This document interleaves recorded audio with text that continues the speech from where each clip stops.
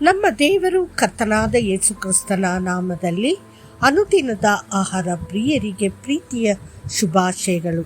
2025 March ತಿಂಗಳ 26ನೇ ತಾರೀಕಿನ ಬುಧವಾರದ ದೇವರ ವಾಕ್ಯವು, ಆತ್ಮ ಬದುಕಿದಂತೆ. ಪ್ರಿಯನೇ, ನಿನ್ನ ಆತ್ಮವು ಅಭಿವೃದ್ಧಿ ಹೊಂದುತ್ತಿರುವಂತೆಯೇ ನೀನು ಎಲ್ಲ ವಿಷಯಗಳಲ್ಲಿಯೂ ಅಭಿವೃದ್ಧಿ ಹೊಂದಿ ಉತ್ತಮ ಆರೋಗ್ಯವನ್ನು ಹೊಂದಬೇಕೆಂದು ನಾನು ಪ್ರಾರ್ಥಿಸುತ್ತೇನೆ. 3 ಯೋಹಾನ 1:2. ಅನೇಕ ಜನರು ಅನಾರೋಗ್ಯದ ದೇಹ ಮತ್ತು ಆರೋಗ್ಯಕರ ದೇಹದ ನಡುವಿನ ವ್ಯತ್ಯಾಸವನ್ನು ತಕ್ಷಣ ಗುರುತಿಸುತ್ತಾರೆ. ಅದೇ ಸಮಯದಲ್ಲಿ ಅವರಿಗೆ ಅನಾರೋಗ್ಯದ ಆತ್ಮ ಮತ್ತು ಆರೋಗ್ಯವಂತ ಆತ್ಮದ ನಡುವಿನ ವ್ಯತ್ಯಾಸ ತಿಳಿಯುವುದಿಲ್ಲ. ಅವರಿಗೆ ಆತ್ಮದ ಜೀವನ ಏನೆಂದು ತಿಳಿದಿಲ್ಲ. ಇಂದು ಅನೇಕರು ಒಬ್ಬರನ್ನೊಬ್ಬರು ವಂದಿಸುವಾಗ, ಪ್ರಿಯರೇ, ನಿಮ್ಮ ಆತ್ಮವು ಅಭಿವೃದ್ಧಿ ಹೊಂದುತ್ತಿರುವಂತೆಯೇ ನೀವು ಎಲ್ಲ ವಿಷಯಗಳಲ್ಲಿಯೂ ಅಭಿವೃದ್ಧಿ ಹೊಂದಿರಿ ಎಂದು ಹೇಳುತ್ತಾರೆ.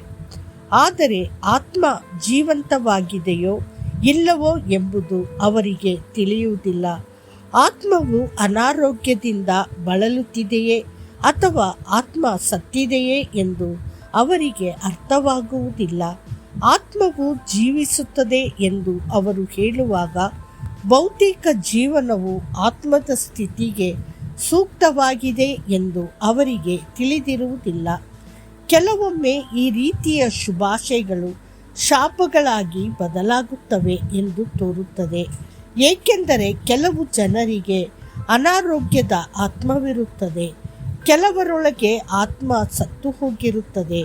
ಆತ್ಮವು ಜೀವಿಸುತ್ತದೆ ಎಂದು ನಾವು ಹೇಳಿದಾಗ ನಾವು ಅಂತಹ ಜನರನ್ನು ದೈಹಿಕ ಕಾಯಿಲೆ ಮತ್ತು ಲೌಕಿಕ ಸಾವಿಗೆ ಒಳಪಡಿಸಬಹುದು. ಆರೋಗ್ಯವಂತ ಆತ್ಮವು ಪ್ರೀತಿ, ಸಂತೋಷ ಮತ್ತು ಶಾಂತಿಯಿಂದ ತುಂಬಿರುತ್ತದೆ. ಆತ್ಮದಲ್ಲಿ ಕರ್ತನ ಸ್ತುತಿ ಇದ್ದರೆ ದೇಹದಲ್ಲಿ ದೇವರ ಸಾನ್ನಿಧ್ಯ ತುಂಬಿ ತುಳುಕುತ್ತದೆ. ಸತ್ಯವೇದವು ಹೇಳುತ್ತದೆ, ಕರ್ತನ ಆನಂದವೇ ನಿಮ್ಮ ಬಲ. ನೆಹೆಮಿಯ 8:10. ಮಾನವ ದೇಹಕ್ಕೆ ಬೇಕಾದ ಅನೇಕ ಔಷಧಿಗಳು ಮತ್ತು ಪೋಷಕಾಂಶಗಳನ್ನು ಕಂಡುಹಿಡಿದಿದ್ದಾನೆ. ಆದರೆ ಆತ್ಮಕ್ಕೆ ಏನು ಕಂಡುಹಿಡಿಯಲಾಗಿದೆ?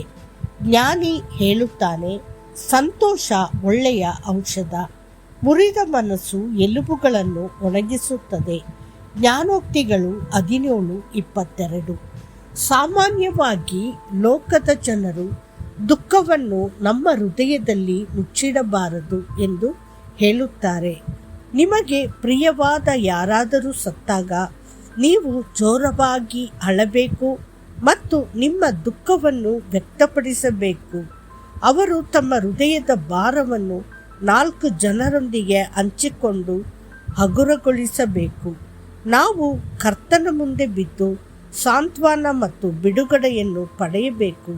ಇಲ್ಲದಿದ್ದರೆ ನೀವು ಅದನ್ನು ಒಳಗೆ ಮುಚ್ಚಿಟ್ಟರೆ ಅಂತಿಮವಾಗಿ ಆ ದುಃಖವು ನಿಮ್ಮ ಜೀವನದ ಮೇಲೆ ಪರಿಣಾಮ ಬೀರುತ್ತದೆ.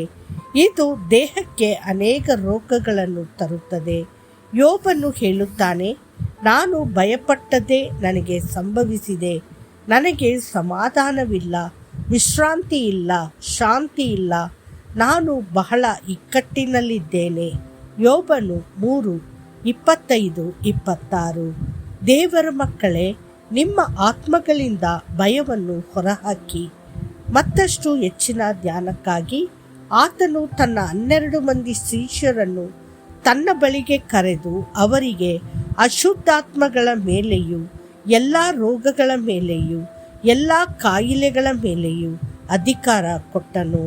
ಮತ್ತಾಯ 10:1. ಕರ್ತನು ನಿಮ್ಮನ್ನು ಆಶೀರ್ವದಿಸಲಿ. ಆಮೇನ್.